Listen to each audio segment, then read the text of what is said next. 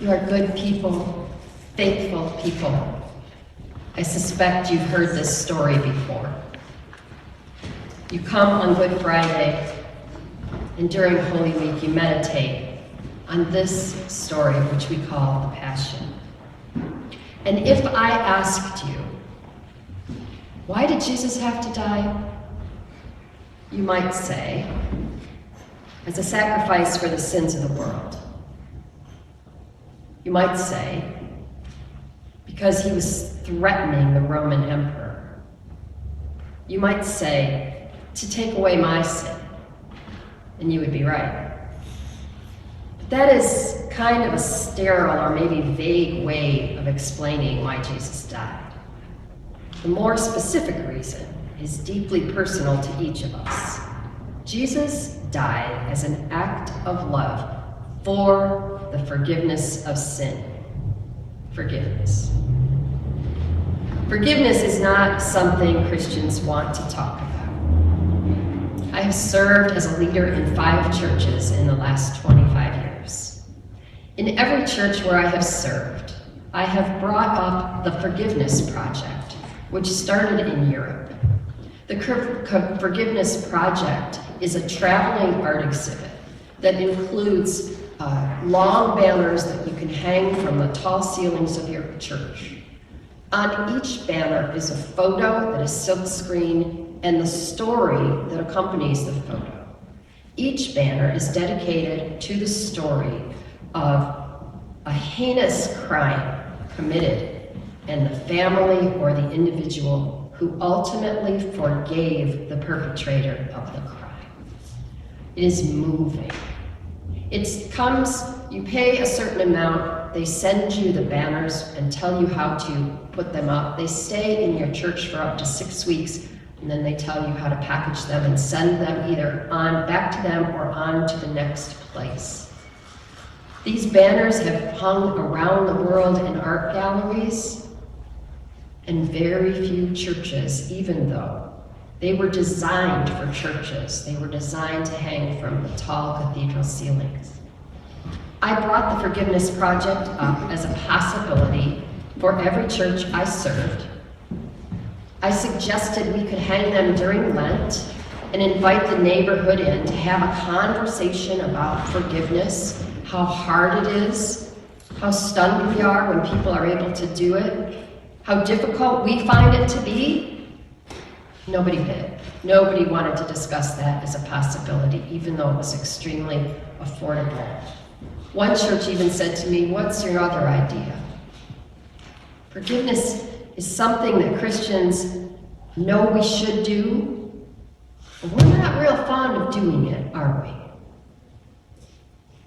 In Matthew's version of the Passion, we read, "Then Jesus took a cup, and after giving thanks, he gave it to them, saying, 'Drink from it, all of you, for this is my blood of the covenant, which is poured out for the forgiveness of sins.'"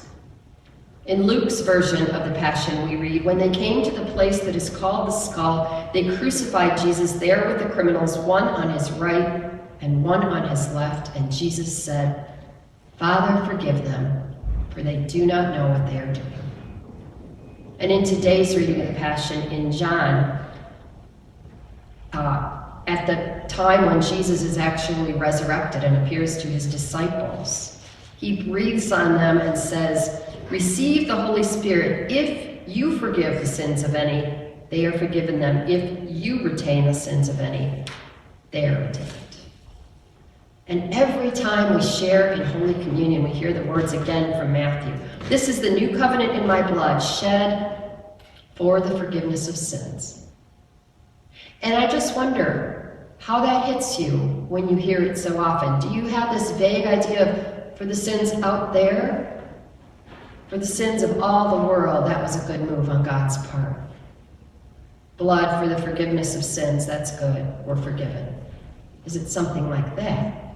How often do we link the Passion story to that Jesus died for the forgiveness of sins, the forgiveness that we don't want to talk about? I have been reading a series of books by Louise Penny. She writes mysteries. And Some of the quotes in the book are profound.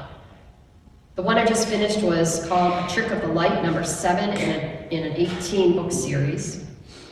And this, as well as the first 6, were anchored by a refrain from a character who was an old, crotchety, vulgar, hard-drinking, famous poet. Her name is Ruth Zardo. She's irreverent. She writes beloved poetry. And in every book, this part of one of her poems keeps coming up like a refrain to a Good Friday hymn. It says, "You're lying on your deathbed, you have 1 hour to live. Who is it exactly you have needed all these years to forgive? Who is it exactly you have needed all these years to forgive?"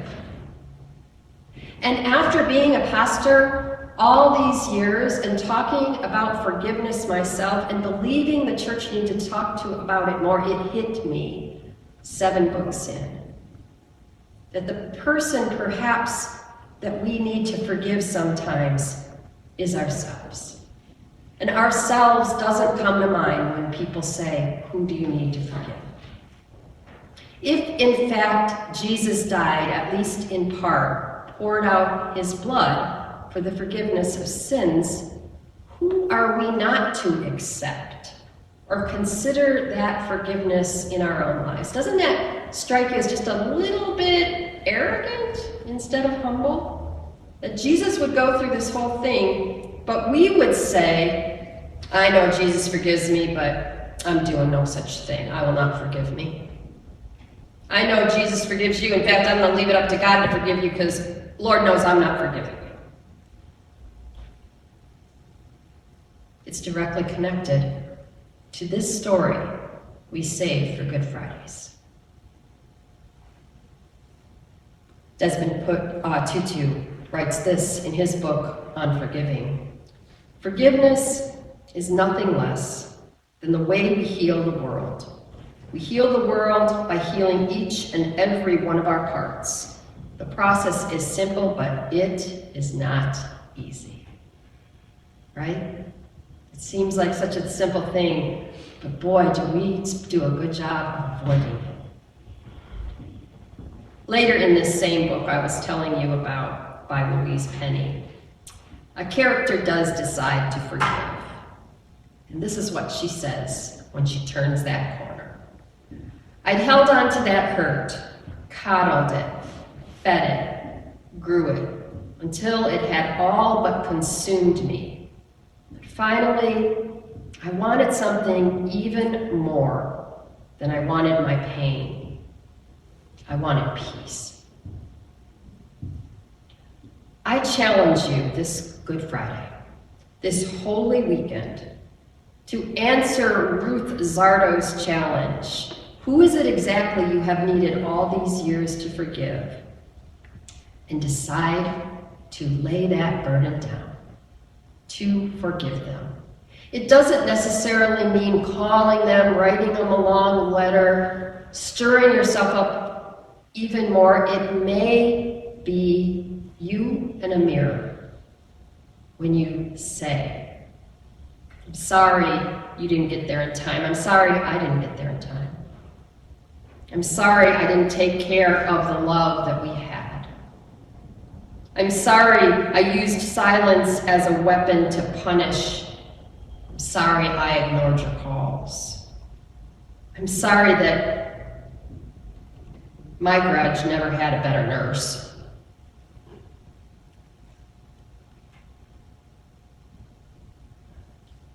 But finally, I wanted something even more than I wanted my pain.